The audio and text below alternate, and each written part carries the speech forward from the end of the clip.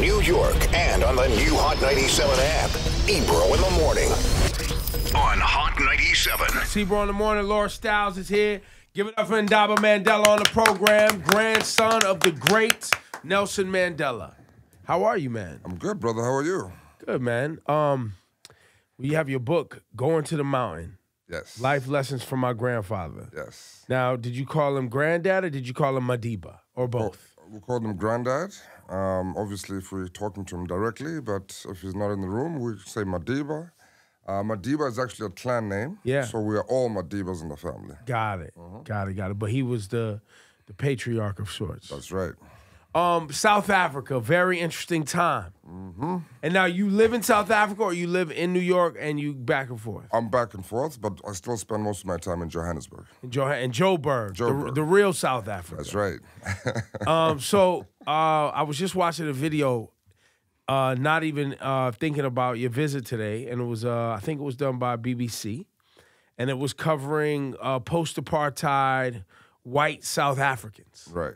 And it was a story about a family whose life has changed dramatically because jobs aren't as easy to come by for white people as they once were during apartheid. Mm-hmm. Of course, it was the story that they were sharing for this particular family. But I also know that like 80% of the wealth in South Africa or something like that is still predominantly controlled by Whites. Exactly. So what's the real story, Ndaba? To be honest with you, these were your typical whites who thought apartheid was going to last forever. And so they didn't do anything. And to be honest with you, I don't feel nothing for them at all. You know, they had apartheid. They were on top of us, brutalizing us. And now that we've reached our freedom, you know, you got to prepare yourself to take the opportunity that exists. It's not automatically that because you're white, you're going to be able to get all the opportunities that you did before. But even the reverse, just because you're black doesn't mean you're going to be rich in South Africa either. No, you got to work for it. You got to have a skill. You know what I mean? And so where are things at today with the transfer of farmland going back to the government? Right, because we've heard that that's been quite the issue, right? It is the issue because we all know that land is very important for us black people because it provides two main things, and that's food and that is shelter. And of course, you know that this land was stripped from black people historically.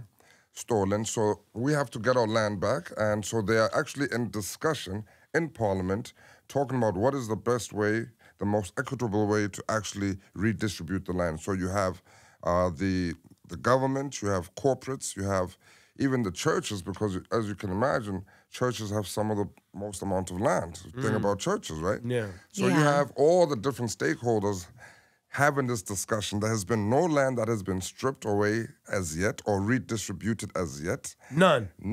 So apartheid ends, and the whole deal where 20% of the land annually would be transitioned over. What was the deal originally? Yes. It has not been done. I think only less than 5% of the land that has been redistributed. And is that because there's fear that the European nations that hold a lot of wealth, if the land is taken away too quickly, there might be some, retribution by angry European, specifically Dutch? No, I don't think there's so. There's been definitely threats, what I've seen online. Threats from who? Well, just people like saying that, like they'll support all the white South Africans if they need to. And there's just, it's internet talk, but I just found it very curious. That's very reckless talk. I know people don't really know what they're talking about. Yeah. There has been no land that has been redistributed. Okay. There's been no land that's been forcefully taken or stolen away from white people. The biggest issue that we have is that our black people don't have the skills necessary to continue making sure that that farm is productive. Right. Yes, you may be a worker, but you don't know how to do the financial system. You don't know how to run the business. You understand what I'm saying? Yes. Distribution of the products on the market, how do you access markets, et cetera, et cetera. That's the problem. We still need to transfer the skills so that our people can be able to run those farms productively. And that could take 10, 20 years. That's right. And especially, and you have to have a government that is focused on creating that workforce. You have to create the workforce, and unfortunately, also, we don't have enough youth who are actually interested in going into agricultural business. If you look at most youth and you talk about what does success look like, it's somebody wearing a suit, carrying a briefcase, going to an air-conditioned building. It's not somebody wearing rain boots with a working suit, getting muddied up. Yeah, working driving with a tractor grass. or whatever. So we're also trying to actually get more youth to inspire them to work in the agricultural business. So what is happening now, though, while you guys are trying to figuring all of it out? Well, right now, to be honest, we are in a recession in South Africa. One of our banks actually closed about 95 of their retail banks branches. Yeah. We're actually going through elections right now. We are voting on the 8th of May. And which bank was this? This was Standard Bank. Standard Bank, who was backed by whom? This was the Chinese. Of course, this is traditionally an Afrikaans bank. Got it. It's one of the big four banks. Afrikaans meaning Dutch. Yes. So if I was a conspiracy theorist, which I am, Okay. Standard Bank, which was backed by the Dutch or Afrikaans, Yep. which they're financially backed by Europeans, Yep. which is how they stay in power. Although they closed 95 branches Yes. right when Africa or South Africa is trying to go through this transition of getting the land and having these conversations about putting government and things in play, right conveniently, Right. these banks closed down. Yep. Oh, got it. But it's a real recession right now. The economy is very slow, and yeah, our economy is just terrible. I mean, our former president, Zuma, Yeah. that man is facing over 700 cases Oh, my Yep. God. in court. Corruption, right? How do you get to 10 cases, 50 cases, 100 cases? No, over 700 cases. Yep. Not to mention the amount of money he stole from our government, from the government contracts. Right now we're having a huge crisis with power because our utility company is in disarray. Yep. He was putting people in place that were incompetent, that didn't even know what they're doing. I mean, apparently this guy was a former teacher heading up the most complicated company in the country. And now we have no power. The man took, I don't know, close to R1 trillion, from the government, him and his family. So things, are just not going to be working well for a couple of years because of the damage that But our they're former going to use president this, did. this is once again going to become the narrative that Africans cannot run their nations. Well, Africans need to put their proper leaders in place. That's one of the issues is leadership. It's a question of leadership. Once you have proper leadership, you will be able to actually get the job done. But if you continue, putting in power these people that Are just want to incompetent steal or corrupt or yeah, both. Yeah. Well, I'd also like to point out, too, that, everyone likes to use America as the poster child for success on planet Earth. And you can see what we're currently going through. While financially we're looking good, there's a lot of other problems. And this nation has been independent over 200 years. Yep. Celebrated independence. South Africa has been an independent nation for 28 years. I think, yeah. Just to put it in perspective, it's very new. Yeah. Right? A lot of West African nations and other nations just got their independence in the mid to late 60s. Yep. So those are, 40 years, 50 years, if I'm doing the math right. Yeah. 40, 50, 60 years. First country was Ghana, 1950. Yeah. So, and Ghana is just now getting their footing. Yep. Just now, which is one of the reasons on this year of return, which is 400 years since the first slave ship left the coast of Ghana in 1619, they are just now being able to figure out. And it's still hard to do international business for these African nations. Like a lot of French nations, and I don't. A lot of people may not know this, but French. Everybody's cool with France, et cetera, et cetera. If you were colonized by the French and you got your independence from the French, before you can sell any of the natural resources in the land, you have to get the approval from the country of France. That's to this day, right now, today. And they control 60% of the revenue of the nation and make those nations pay another 20% Oh my on top of God. that. So the nations that were once colonized by France to this day, still only control 20% of their money. 100%. And can't even sell natural resources to the international marketplace unless they get approval from France. And France can say, no, we don't want to buy it. And then even then can say, yeah, but you can't sell over here either. Right. That's crazy. And that's Ivory Coast. That's, Niger, Chad. Mali. Mali. Wow. It's crazy. That is So, crazy. South Africa, how entrenched is the relationship financially to the Dutch? Very entrenched. Do you guys have a similar Dutch financial organization? and Britain, actually. And the British. Yes. Remember, we had the British. So Right. it's the British and the Dutch. Wow. They have a lot of gold, as you know. They own most of the gold. South Africa has diamonds. We just discovered oil. A lot of nations are still discovering a lot of their resources. And OPEC is not going to let you sell oil out here. Of course not. That's a monopoly. That's an international monopoly right there. And if you don't know what OPEC You know? is, look up that. But the U.S. and Britain and everybody is in that organization. And these new countries, African nations that are finding oil are having a tough time selling their oil to the international market. What we need is for our African brothers to be making partnerships with our African brothers in America, in Europe, to make sure that we get the proper transfer of skill, that we have proper open channels where we're building systematically on a consistent basis, that we have consistent skills being exchanged, and that way we'll be able to actually take proper lead of the development that's taking place on the continent of Africa. Where are you at with a lot? You hear a lot online about the new loans, the predatory loans between African nations and China. And my response, generally speaking, is these sound like terrible loans. Yes, African nations are being taken advantage of, but what were their financial options to get a credit line and get industry into the continent? The problem is, for me, is that it's the people who are negotiating the deals that are actually at fault, not necessarily China. If you need money, you're going to go to China and see what the rates are. You're going to go to Europe, you're going to go to America, and then you're going to take the best one for yourself. But unfortunately, what happens is that the people, whether it's the president, whether it's the minister, making these deals with China, are the ones making bad deals because they get that big envelope, Kickback. You understand what That's I'm what we saying? call it. Yeah. They get the kickbacks. The reach around. That is the problem. So they're actually not negotiating from a place of strength. But that's what it is. They're getting terrible, jerked man. off, B. They're getting the That's reach terrible. around. Greed. My Lord. Greed.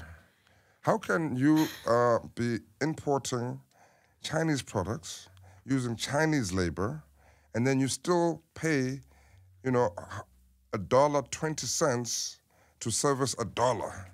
That just makes no sense at all. You know what I mean? And that's what's happening. And the African leaders are allowing the Chinese to dictate the deals. So whose fault is it again? It's the Africans. Who you mad fault. at? You Who you understand? mad at? Right. Them or yourself? Yeah. Can you talk about your organization, Africa Rising, and what you guys do? Yes, so we started our organization about 9 years ago, and our aim is to basically empower young people in education and technology, entrepreneurship development, in order for them to be the ones to lead the development, to create a new breed of African leaders. We want the development that's taking place to be led by Africans themselves and not multinational corporations. Right.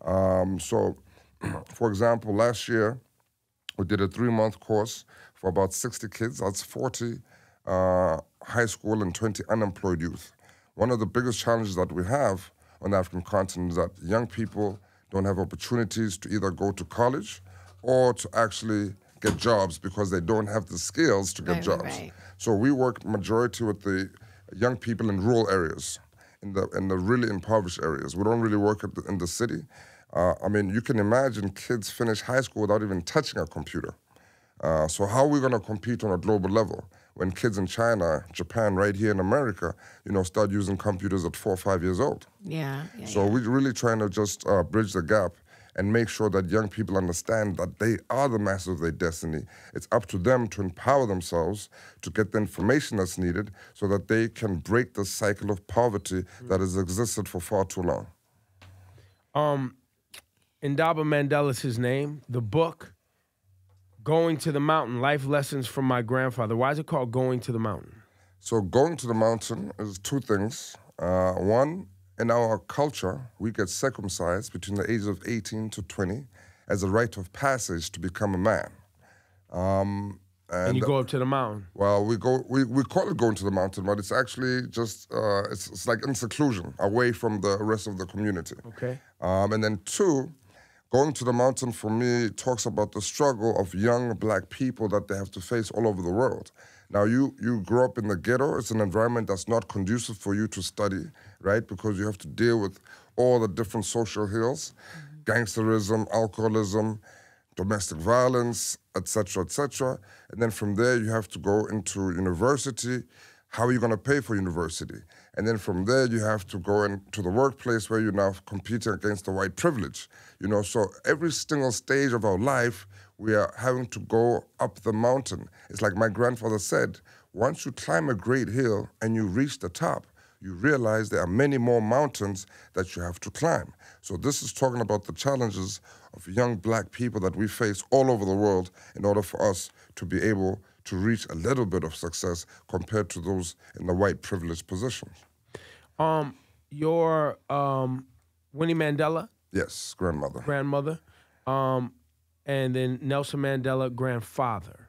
Yes. What is the truth with regard to your grandmother and her relationship with South Africa as a whole, right? There was some controversy there when, you know, she thought the Nelson Mandela was being soft in the transition out of apartheid, and there was different, you know, I don't even know if it was tribal, more political factions going on in South Africa as I guess the transition of power was taking place. And true. What's the true? What's true? What's false? I mean, you know, for me is that Nelson Mandela was the one leading the negotiations along with his comrades. But, you know, a lot of people must understand that this is a man who came out of jail, who didn't understand the new world. And so for them, they had achieved is breaking those physical chains. Now, the next step is for the next generation to continue that. So, of course, they had to make a lot of compromises along the way, which some comrades were not happy with. Right?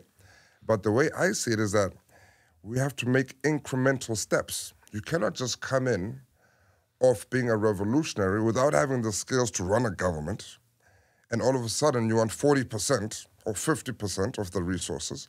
You don't even know how to process these resources. You don't have the skills or the experience or the access to the global market.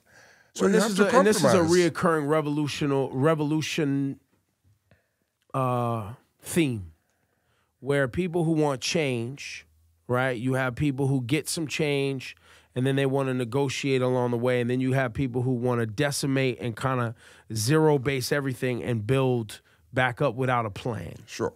Right? Like, you hear that a lot of times, right? People will be like, the whole system's corrupt. Throw the whole thing away. And you'll go, all right, so what are we going to do the next day? After it's thrown away. And everybody's like, what? They don't really have a plan. And so what I'm hearing from you is Nelson Mandela, there were people who thought that he was being too compromising. Yes.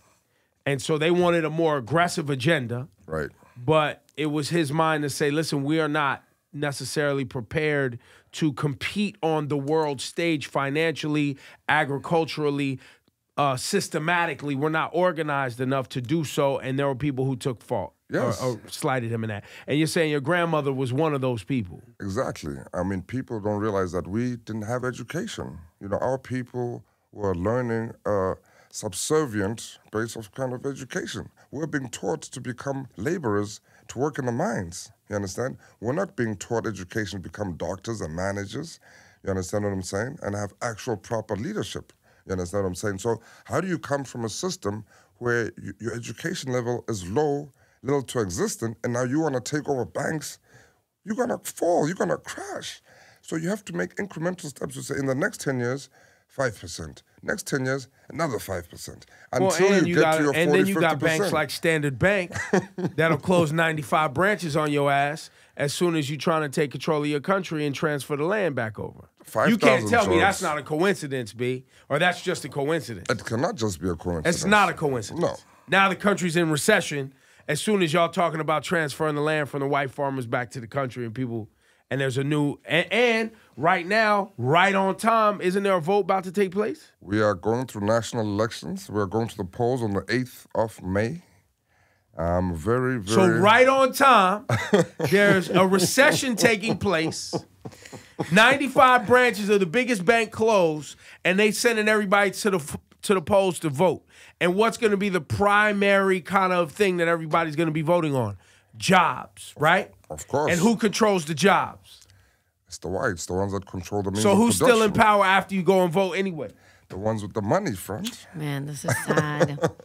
Got us again. On a different note, could you share, maybe I'm sure you touch on it in the book, but can you share any memories of your grandfather or maybe a side that none of us ever get to hear about? Sure. I moved in when I was about 11 years old, and my grandfather was quite strict. Wanted to make sure that my room was always tidy. And once I actually lost my jersey, my sweater for school for the second time, and it was during winter, so I needed another one. So I went and I told him, and he got very angry, and he said, "You're gonna sleep outside." And so off I went outside, and it was still afternoon, playing soccer. Gets a little bit dark, and he sends Mama Orly, the lady who cooks for us, a blanket. So I'm like, damn, I'm actually gonna sleep outside. But he meant it. And then, she leaves, and then probably 20 minutes after that, he comes out and he calls me. And he's really serious when he calls me with the finger, So I go over, he says, "Ndaba, if you ever lose another jersey again, you will definitely sleep outside. Now go inside, eat yourself, and go straight to bed." And as harsh as it may be, I never lost another jersey. I thought he was going to make you sleep outside. I actually think Madiba's soft out here. Keeping it down. Madiba, you soft, dude. Let you sleep in a bed that night? You wildin' out, bro. You soft, Madiba. Come on, man. Yeah, that's amazing, man.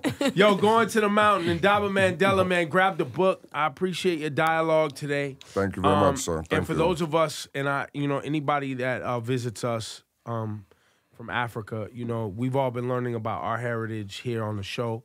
Shout out to AfricanAncestry.com. For those that want to, either travel or participate economically in South Africa, right? Is tourism the best way for us to contribute and support South Africa? It's one of the ways, because I think tourism still has a lot of potential. We're not really at the level where we should be. I think we can do a lot more and get a lot more visitors. But I think it's also important for us to look at the different businesses that exist and opportunities in business, more than just tourism. Tourism, we should also look at it as business. So whatever it is that we do out there, it should be what product, what service, where we're shipping it to, what's unique that we can create for, the global market. You got to give us any insight. Where do we go look? What's the best? For me, to be honest with you, one of the biggest things is agriculture right now. Agriculture is really, when you talk about food production, food processing, when you talk about food security, that is probably the biggest, most important issue in the world right now. And Africans are not really at the table. Looking at technology again, we are really not at the table. The gap is so huge, you can't even catch up. The only way to compete is to go directly to the market. So these, for me, are some of the very key areas: education, technology, agriculture, and healthcare. These are the key areas that we need to look at. Ndaba Mandela, going to the mountain, go get the book. It was a pleasure meeting you today, sir. Thank you for the opportunity, brother. Yo, give it up one time, man.